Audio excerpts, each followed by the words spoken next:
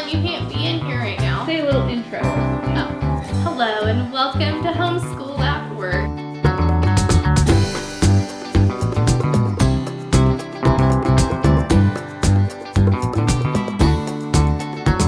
Hey everyone, welcome back to our channel, and today we are talking about thrift schooling. Hashtag thrift schooling. Have you heard of thrift schooling before? So I don't know if we made this up or anything, but you go to the thrift store and you find things for school. Yes, I'm going to say we made it up, but I'm sure there's plenty of other people who call it that. Yeah. We're just hashtagging it a lot because it's super important to us. We buy a lot of our supplies on a discount at the thrift store. And we just have fun thrift schooling anyway. Yeah, that is fun. So we want to talk about some of the things that we've found at thrift stores and what you might want to keep your eye out for, and maybe a little bit about the cost of our homeschooling and how to save some bucks here and there. So along with thrift schooling, obviously we're talking about how much does it cost for your families to homeschool. It doesn't have to cost a lot. I think we get a little bit wowed by all of the things that go on in traditional school, all of the equipment and things that they have. But you have to remember that if you have your children, you have quite a few less children than what is in public school or a traditional school setting. You don't need all the things. So for our family, we do set math and reading curriculum, so I will go ahead and buy those. And I think our math is like $100 or so, and reading can be $100 or a few bucks. So I mean, I guess for curriculum we could probably, in my homeschool school, spend between $100 to $300 a year, and then everything else that we add into that is extra. So those are optional for us. That'll be your core curriculums, the important must-haves. Yes. Cost you about that. Yeah. Budgeting for our family, we're on like a very strict homeschool budget. I try to budget no more than $200 a year, and that is actually very little for a homeschool. When you think of the cost of homeschooling, people can do it for absolutely nothing, which our first year we homeschooled, we did completely free curriculum. We spent no money because we did not have it. And so it's possible to homeschool for $0. And I'm talking about curriculum, not papers, pencils, that kind of stuff. Yeah. Just the curriculum you use. Yeah. This year we are spending, I'm going to say about $75 is where we're at for right now. We use easy peasy all-in-one homeschool for language arts and math, and that cuts out our costs for the two biggest curriculums. And since I lost my job this year with being injured, it was necessary to be very wise in how we choose our curriculum. So yeah, we're about $75 in, and that was with getting our cursive workbooks for language arts.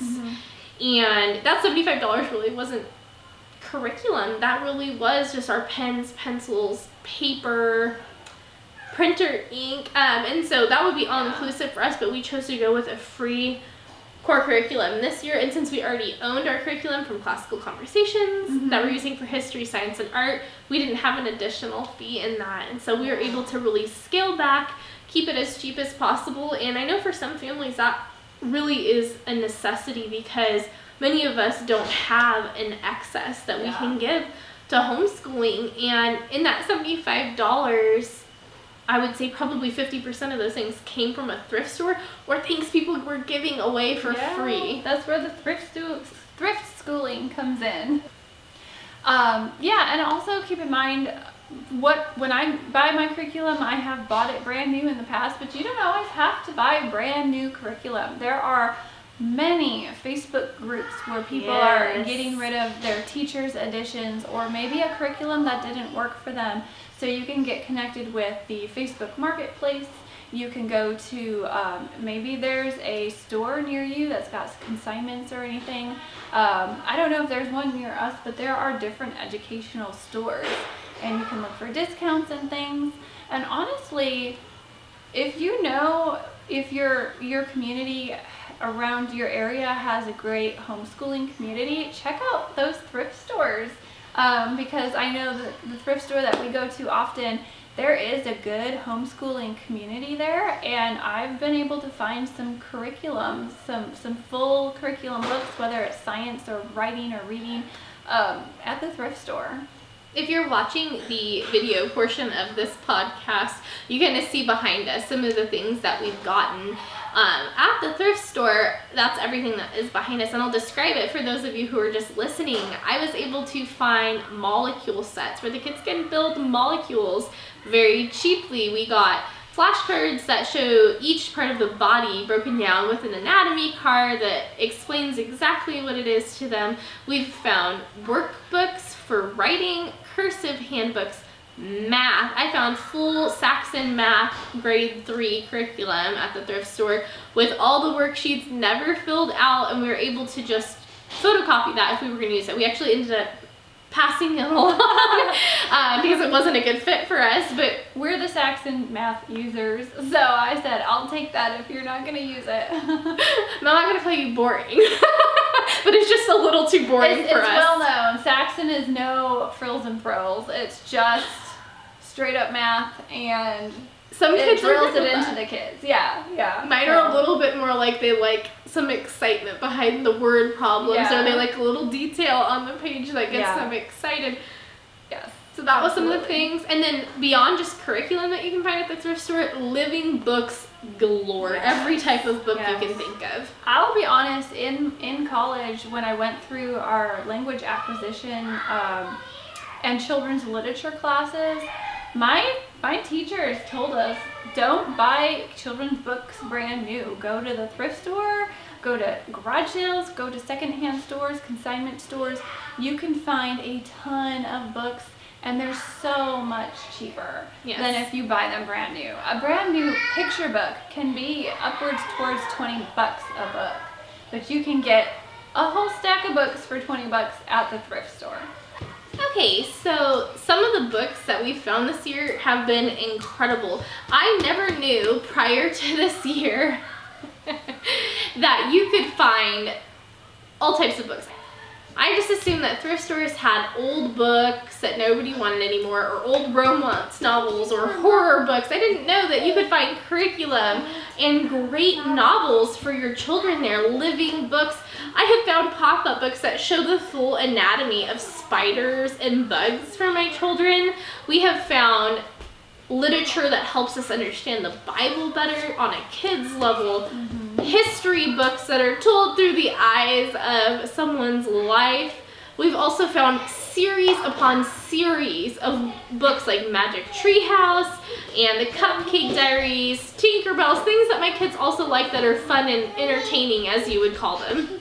So not only can you find some great curriculums and some books, but there are also other things that you can do outside of the thrift store to kind of save yourself a few bucks. You can go ahead and laminate everything, so you can use dry erase markers on it, erase it, and use it again.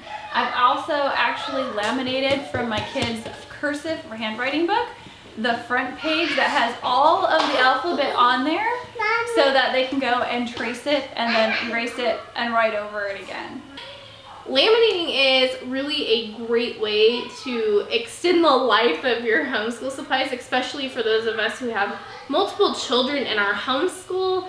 We like to print resources we find on the internet that are free and of course okay for you to print, and we go ahead and laminate those so that we can use them for years to come, like the alphabet or numbers, also sometimes like the anatomy of the body, the solar system. We have all those things printed out and laminated, and I've had them for like 4 years and they still look brand new because they are not getting crinkled and damaged. Yeah, and if laminating isn't an option for you, laminators, you can pick them up quite cheaply. There's some on Amazon for about $20. You can go ahead and buy just some pockets to put them in, run them through your laminator. But if that's not an option for you, you can always pick up what are called shop tickets. And it's basically a pouch that is a plastic clear see-through pouch that you put your paper in. You can write on it with dry erase markers, wipe it off, and use any piece of paper multiple times. I was able to find my laminator for $12 from Amazon during their Black Friday week-long sale, and they have the Amazon Basic brand laminating sheets. It's a pack of 100 for $10, and it really lasts forever. I've had that same pack for 3 years, and we are not even close to using all of those sheets. Yeah, the laminating really does extend the life of all of your materials, but if laminating or shop tickets don't work, just go pick up some of those page protectors that you put into binders. Put your paper in there, and you can dry erase on those as well. So there's a lot of great ways to turn your curriculum into dry erase material so that you can use them over and over. So if you look online, you can Google free homeschool curriculum, and this may be a help to some of you. Even those of you who have a bigger budget, you may not want to spend the money on that. And so there are lots of options out there to keep your costs very, very low. And sometimes by keeping your curriculum costs low, you're able to spend money on more fun items, which is where I like to put the rest of our budgets: field trips, better art supplies, high quality paintbrushes. But even those on Amazon, which I know not everybody loves to shop Amazon, and that's okay, but I have gotten very good quality paintbrushes in a pack of 10 for $3.99. And I've also been able to get great watercolor paints on there at a discount. The Dollar Tree is also a wonderful non-thrift store option to look for crafting supplies, and even for workbooks for your children. You can also check your regular stores throughout the year. They will clearance things out after the back to school sales. Check those clearance aisles, because you will find things there that you just saw and were like, man, I really like that, but I don't really love the price. It's always okay to wait and look later, because sometimes you'll find a better option. In that also, you were talking about Facebook Marketplace. There are sometimes homeschool groups for your community that are strictly dedicated to reselling curriculum. Also, another thing that you could do is, if you have kind of a plan, if you're a planner and you know what you're going to do in years to come, look for curriculums and materials on sale and buy ahead of time so that you have those things stored away and you can pull them out when you need them later. That's a great tip, because some of the things we find at the thrift stores, even like, oh, we don't need this now, but then like, oh, if I buy it now for $2 instead of having to pay $90, when the time comes, I save myself a lot of money. Yeah, so if you're a planner and if that's an option for you to plan those things out, you can go ahead and take that into account and look for materials that you're going to need in the future. Yes, that would definitely be probably actually the #1 money saving tip, because when you're thinking ahead, you kind of save yourself years and years to come. And also for your children, don't get rid of curriculum when you're finished with it. If it worked for you, save it for the next child and reuse it. And if it does allow you to photocopy and allow you to print that out, so that way your book is saved without being written in, that's a great way to do it. For my kids, we essentially reuse all curriculum. I kind of buy it once and it sticks around forever, with the exception of handwriting books. That's the only thing I kind of let them just have and do whatever they want with. Yeah, those consumable materials are a little bit harder to kind of reuse unless you do the laminating route. But a lot of the curriculums, even if you use up the student book, the teacher book is still reusable, and sometimes you might just have to order another student book to do it with another child. But I remember growing up being homeschooled, and a lot of times we did not write in our books. We would write on a separate piece of paper. So you would just buy a notebook for that subject, and then that book can be passed on to the younger sibling or another classmate if you want to do it that way. Yes, and you can always price compare things like notebooks. So if you're going to save your curriculum to use with every child, something that I've learned personally this year is I'm a Dollar Tree lover. Like, I'm always like, the Dollar Tree's got the best deals, check the Dollar Tree out. But then when we were shopping for supplies for our homeschool community, I was like, wait a minute, Walmart has notebooks for 37 cents and I'm over here paying $1. Like, I'm losing 63 cents. And that may not sound like much, but over time it really does add up and increase your savings that you can spend on those better quality things that you want. Yeah, and I just want to add a little note here about Walmart. I don't know how all Walmarts are, but ours, the books the materials are never in the right spot. So it might have Never. a price tag on it, but use the app to scan the barcode and it will tell you what the real price is. I've found glue bottles for 25 cents, and I've found folders for 10 cents, and I've found notebooks for 35 cents or 50 cents. So go ahead and scan those Walmart barcodes to make sure that you know you're getting the right price. Yeah, and that applies kind of to like any store that you go to. Most of them have an app that you can download, and you can scan your material. And if I'm not sure if it's in the right place or if I can't match the SKU up, I always scan it to make sure I'm not going to have like some shock factor when I get to the register. I'm like, oh no, this was really $11 and it said $2. It's a great way to just ensure that you're sticking to your budget. And I definitely appreciate those apps being a help in those times. And sometimes with Walmart, you will find unmarked clearance. So it'll say 55 cents and then you scan it and it's 11 cents. And so you may be able to even stock up on more items by doing that. Yeah, so definitely pay attention to the prices. Also pay attention, some states, I don't know what states you're in, some of them have tax-free weekends so that you can go out and do some shopping on those weekends and not get hit with those taxes.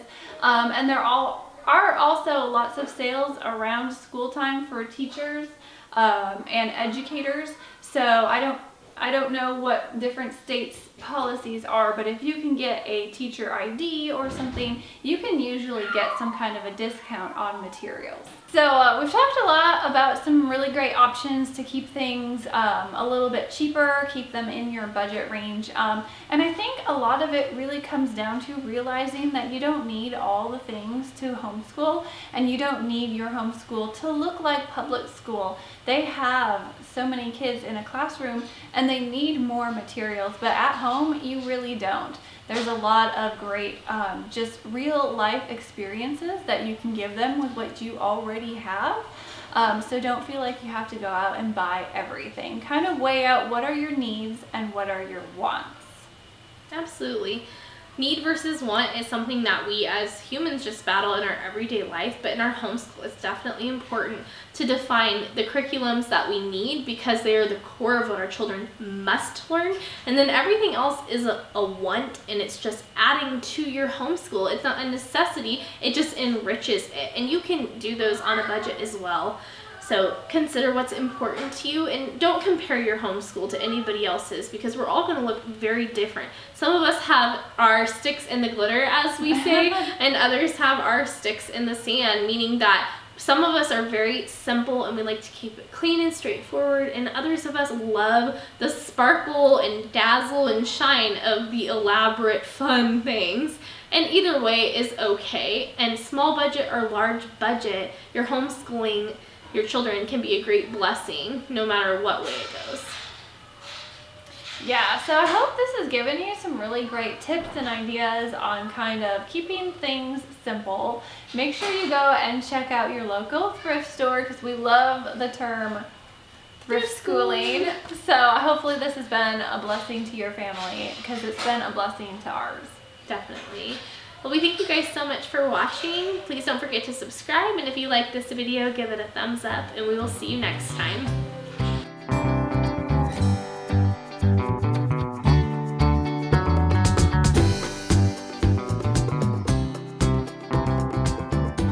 Homeschooling also is a lot cheaper if you don't have kids.